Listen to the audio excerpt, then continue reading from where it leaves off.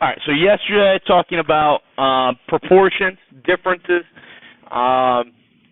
in two population proportions. So using two samples to tell us whether there exists a difference in the populations. Okay. And at the end of class, what I want to do, I want to read you something that I came across today that kind of gets you to think about maybe situations where this can be used. And actually, the title of it is Uses and Abuses of Hypothesis Tests. Okay. So as we do a couple examples, then we'll come back and talk about that. It all lays into the ethics part of statistics that we've talked about in the past. But if we remember, so what we're talking about, we'll need a couple things as we work through this. We need to know that, obviously P hat is found by taking X1 over N1. Okay, so that's the number of successes divided by sample size. That's P hat sub 1. We'll say we've got P hat sub 2 as well, so this is the second proportion of our sample, and that's X2 over N2. And that's just, that's basic classic probability right there. Number of successes divided by total number of possibilities. We also need to find out what P bar is. If you remember P bar, it's kind of a weighted estimate of P, which is the population proportion. And we find that by taking the sum of X1 and X2 and dividing that by the sum of N1 plus N2. We need Q bar, which is 1 minus P bar. Okay.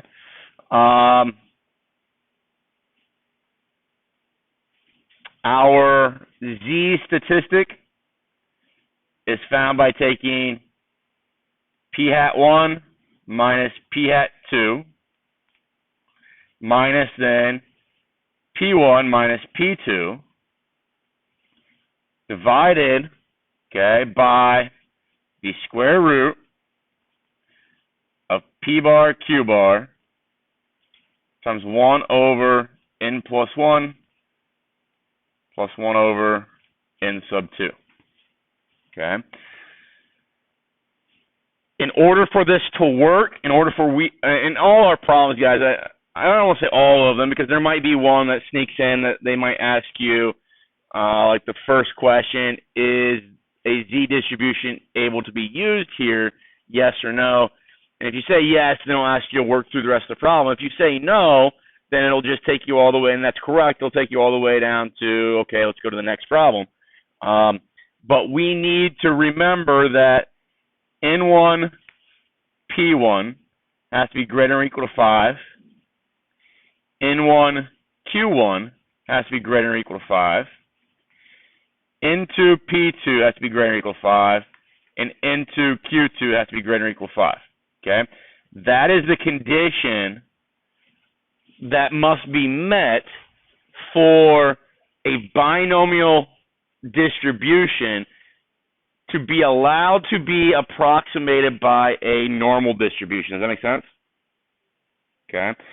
We talked about that back in chapter 4, I believe it was. It's just criteria. The binomial distribution is not normal, or is not approximately normal until this is met. Okay, so we just got to check those as we go through each of these problems. Okay. Still create our hypotheses the same way as in the past. So if we go H sub 0 and H sub A, okay, it says in a recent nursing home study, researchers found that 12 out of 34 small nursing homes had a resident vaccination rate of less than 80%, while 17 of 24 large nursing homes had a vaccination rate of less than 80%. It says at alpha equaling 5%, test the claim that there is no difference in the proportions of the small and large nursing homes with resident vaccinations less than 80%. Okay. Now I put a note on here because a lot of times this happens. So 80% is like the characteristic threshold that we're measuring here. Does that make sense? It is not a quantity that is either p hat or p bar or anything like that. Does that make sense? Okay, it's what we are measuring. Okay, it's our threshold that says, okay, if we got 80%, then count them as one of the 12. If not 80%, don't count them as one of those 12. Does that make sense? Okay, so it's kind of like saying, yesterday I think we talked about being left-handed. Okay, so it's the idea that if I wanted to count people that are left-handed, I would know how to do that, right? I'd go see what hand they use, okay? Here, this is that identifying characteristic. Does that kind of make sense? Okay. So as I've read that to people in the past, and we've worked on that in the past, that has been confusing, okay? A lot of studies will do that type of thing, okay? They'll create a threshold which has no bearing on the calculations, okay? All right, so it says, test the claim that there is no difference. Test the claim that there is no difference. So, remember, H sub 0 is that idea right there. Now, we don't write it that way, but that is the idea of all of our null hypothesis for two proportions. Okay, we are on the assumption that they are the same until our data shows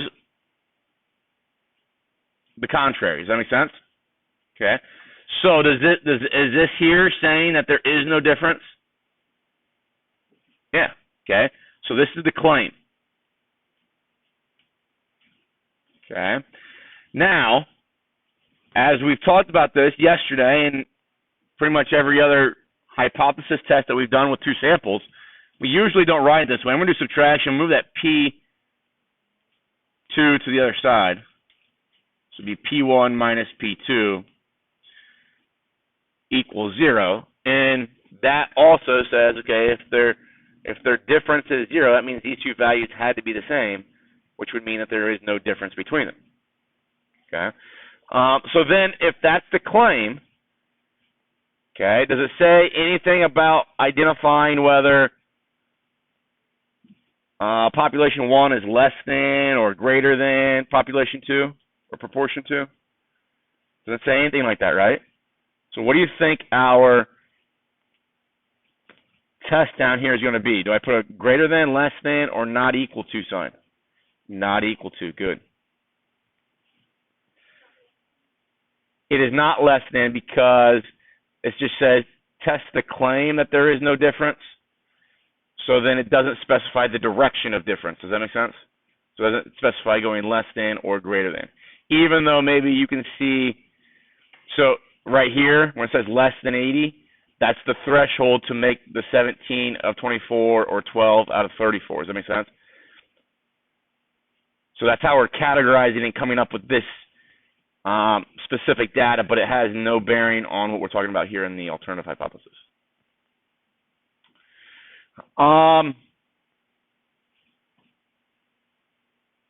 If we're going to work here at the 5% alpha level, there's a couple different ways. We've kind of moved away from using GeoGebra, but I want to, as we do these examples today, kind of show you different places that you can get these values. If we're doing a two-tailed test, because that's what the not equal to talks about, right? Okay. How much area is in this left tail? If alpha is 5%. 0.025. And then also right there, 0.025. Okay. So what we've been doing in the past is using Excel. If I want that z-score, I'm going to set equals norm.inv, probabilities 0.025, comma, the mean is 0, standard deviation is 1. And it gives me negative 1.96. Common value that we have seen throughout the course. Okay. If you don't like using Excel, okay, this is what I was talking about earlier, we've kind of moved away from GeoGebra, but it is always a tool for you. And you have some choices here on how you want to do this, but if you go to the options, or view and go down to probability, first thing shows up is this distribution. You want to be the normal distribution, okay? You want to leave that alone, okay? Now what we're trying to do is figure out, okay, if I've got, you can move this thing around here until this number here becomes 0.025, which might be hard to get it right on 0.025, okay? But I think you should highlight that and type in 0.025, and you can see then it will create that z-score. Does that make sense? So these two boxes, I don't know what the word for it would be, but this one is dependent on that one, and this one's dependent on that one. You could type in either one of them. Okay, they're both open boxes, which is nice. Okay, so we type that in. I don't know if I wanted to do this, so I could take. So if we wanted 5% in the left tail and in the right tail cumulatively, then we would say that, and I can't change this one. So this one I can't change. But if I go negative 1.96 to positive 1.96, you're seeing that 95% middle area. So that would show us the white tails would be 5%. So I can maybe justify that we've got the correct critical values there. But I think that's the best thing to do right there, is just take half that alpha, type in right there, and we'll spit back to you the z-score that you're interested in. Does that make sense to everybody? So that's maybe in lieu of using Excel. Okay, or you can use your tables if you want to use tables. All right, so we should probably spend some time talking about, if I take N1 times P1. Now, I don't know P1, so we should have hats on these things, P1, P2, Q1, Q2. If we look at P1, okay, P hat sub 1, that's 12 out of 34, okay, which as a decimal,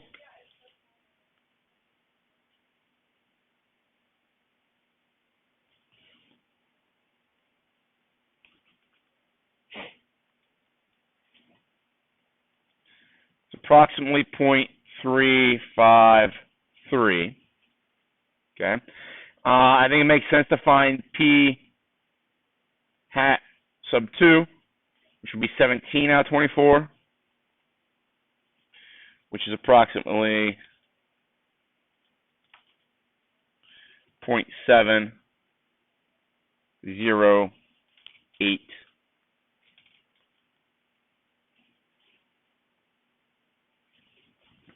Okay, so then if I multiply those things, so let's take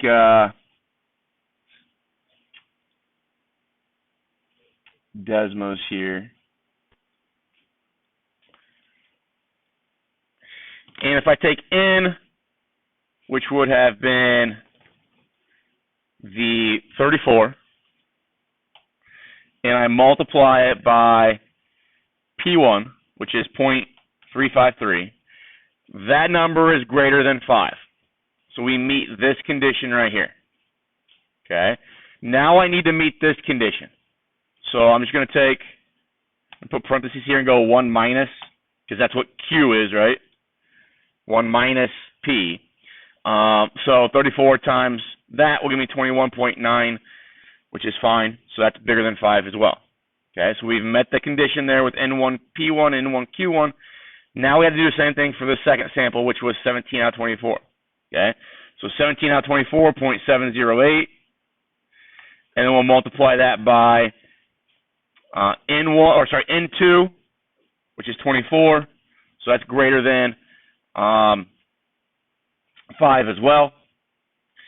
And then this one would be, so multiplying by Q hat, we would get something like that, which is greater than or equal to 5. So we've met all of these conditions. Does that make sense to everybody? And that's essential for us to be able to conduct this test. Okay, so now that we've got all that figured out, we've got our device that we're going to use to test our hypothesis. Okay, now all we have to do is calculate this. Okay, now here's what I'm going to do, and I worked through this yesterday in 7th period, and I just want to show you the things that we can do with a simple calculator. Desmos is a pretty basic calculator, and demonstrate how something like StatCrunch or Excel is operating in the background. Okay, so we have the formula. I'm going to just try to type this formula in right here. Okay, now I don't have the ability to put like these accents on top of the letters inside Desmos, but I can do subscripts. Okay, so I'm going to say P, I think I say subscript 1. Let's just see. Okay, I can. So P subscript 1 will be just this P1 right there. Okay, minus then P subscript 2. And the way that I'm getting a subscript here, which isn't a command that you can easily find on this calculator, is that you hit Shift and then you hit the underscore key, which is right next to 0 on your keyboard. Okay, so that's how it turns into that subscript. So that would be this part right here. Okay, now it's going to be minus, okay, P1 minus P2, which this was the sample proportions, which I've got right there. Okay, this is my population proportion, and this always comes from my null hypothesis, which that is always 0, correct? So I'm just gonna, just to make things clean for us here, I'm gonna make that 0 right there, and then we'll divide all of this, okay, by the square root.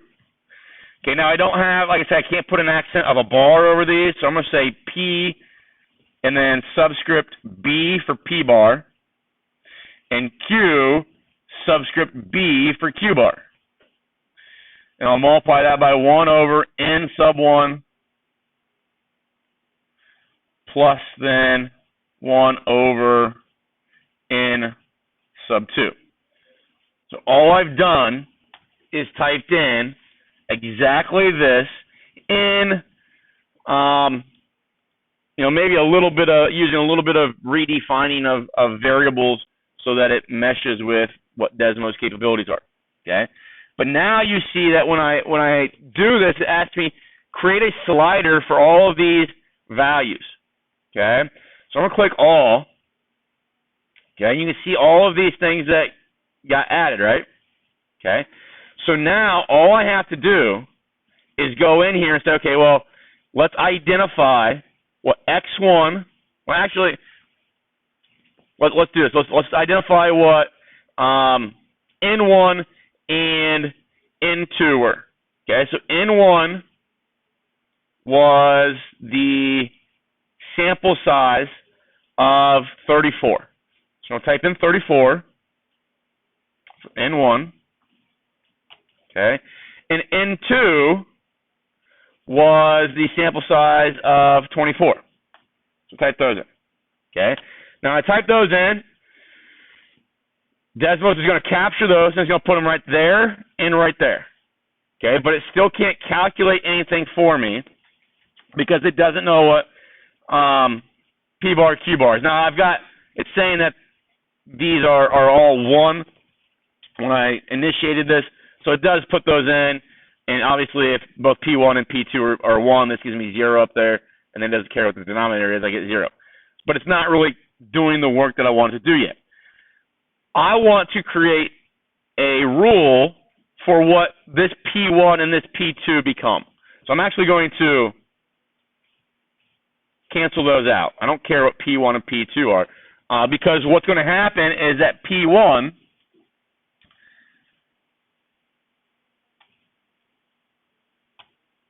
and P2 are going to be found by knowing X1 and X2. X1 we said was 12. X2 was 17. So those are the sample successes. Okay, those are the those are 12 vaccination or 12 facilities that had a vaccination rate less than 80, and 17 that had less than 80. Okay. P1, which is a value that we need in this formula up here, P1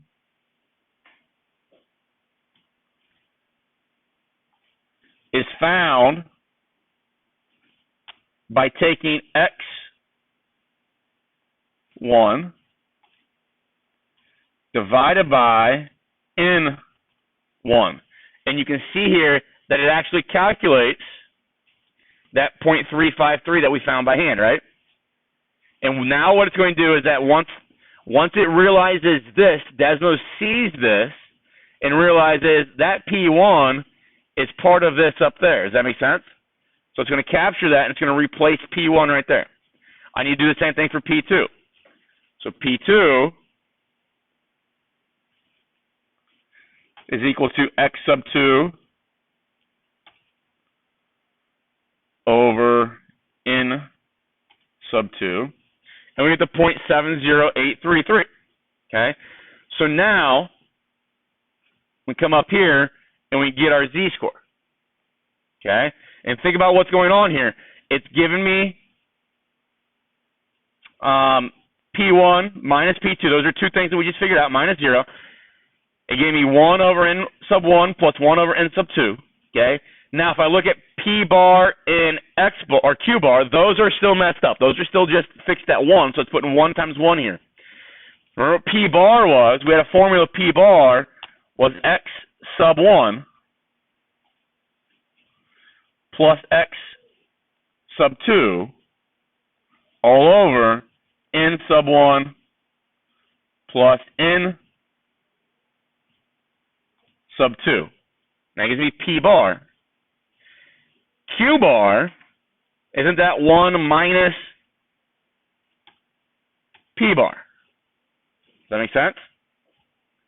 So now all of our values up here are defined correctly, and it's automatically finding my z-score. Now, there's a lot of programming to that, okay, and that's exactly what that is programming. But now let's think about the only things that we have to input. The only 4 things that we have to input, because every other formula on here is based off of just these 4 values, N1, N2, X1, and X2. If I fix any of those, okay, it's going to fix all the other values that we have in there, and then those are going to get selected by this formula, okay, and it will evaluate correctly as negative 2.66. Does that make sense? So why do I demonstrate? Why do I show that? Well, if we go to StatCrunch, okay, and we go to Stat, slide down to where it says Proportion Stats. That's what we're talking about, right? Talking about proportions. We'll go over to ToSample. You see where it says with summary? So this is very similar to what we've done with other tests. We have the summary of data. Click that. The only thing it asks us for 4 values. Okay? The 4 values it asks for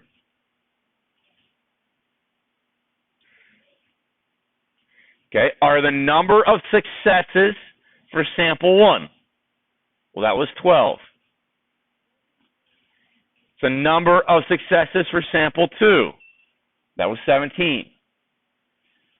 The size of sample 1, 34. The size of sample 2 was 24.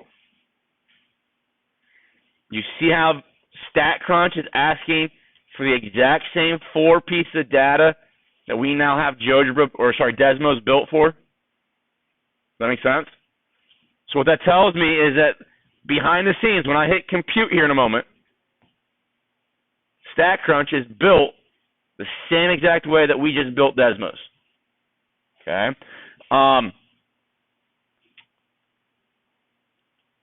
We want to make sure that our hypothesis test here is correct. Okay, so beyond the calculation of the z-score, StatCrunch incorporates the actual test for us.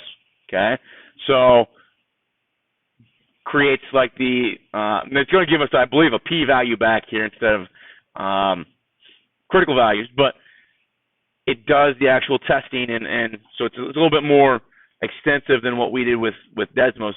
But all of this stuff is gathered from our hypotheses that we wrote. And these things down here, I don't know, store and data table. I don't know if that means it's just going to put it in my table here.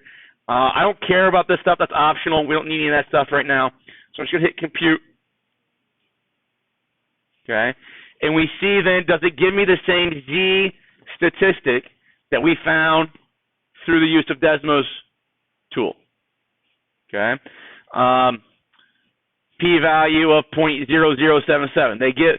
So here they don't give you the ability to use, because we didn't type in an alpha, so it doesn't know these values here of negative 1.96 and positive 1.96, but if we're using critical values, okay, we just found our Z to be negative 2.66. So what's that tell me to do to my null hypothesis? Reject. Okay. Now, if we're looking at StatCrunch and looking at the p-value, okay, isn't the p-value, the way we do our hypothesis testing, if the p-value compared to alpha, if it is less, which 0.0077 is less than 0.05, if this is less, don't we reject? Okay. If you go to, so we built all that in Desmos, did this in StatCrunch. If you're a GeoGebra person, go to statistics. Go down here where it says, you just got to be careful because we're doing a test. We're not doing an estimate. Okay. So z-test, difference of proportions. Click on that. Okay. Set our null hypothesis and alternative hypothesis. Okay, we got 17 out of 34 and 12 out of 24. Hit enter. I think I got those numbers messed up, don't I? Or the order of them. 12 out of 34 and 17 out of 24. There we go. Let's put that stuff in. Okay. Come down here. What is, I have to look at this. It's doing, oh, it didn't. See how, so I'm looking at this and I'm not seeing the same result.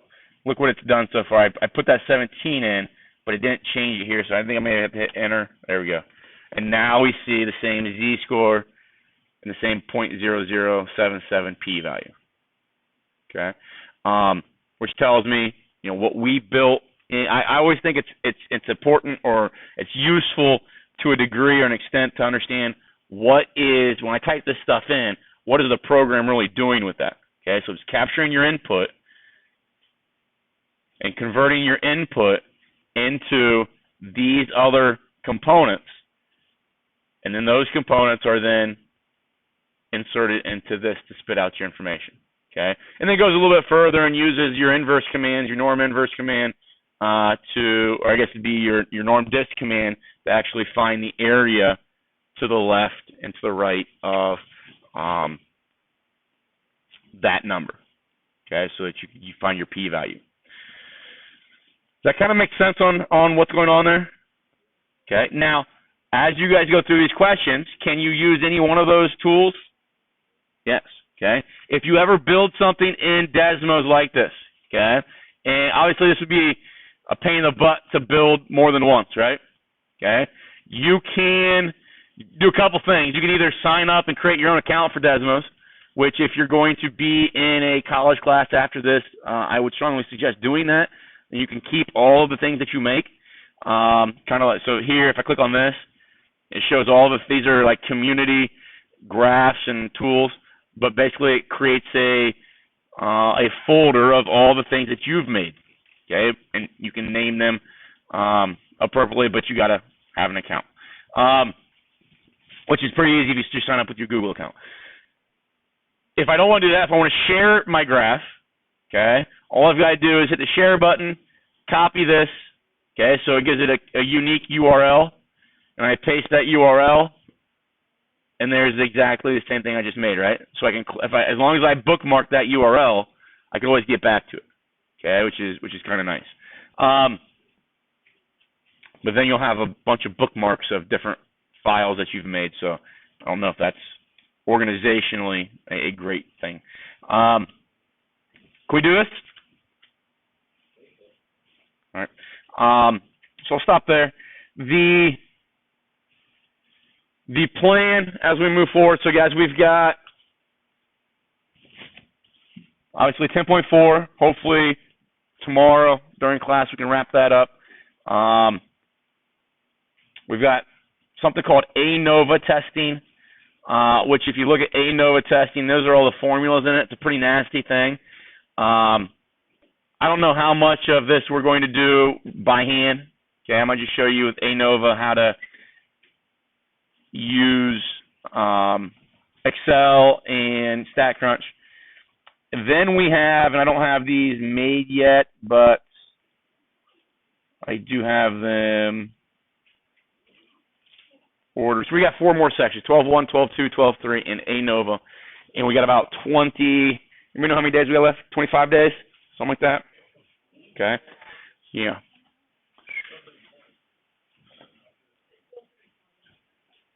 There is a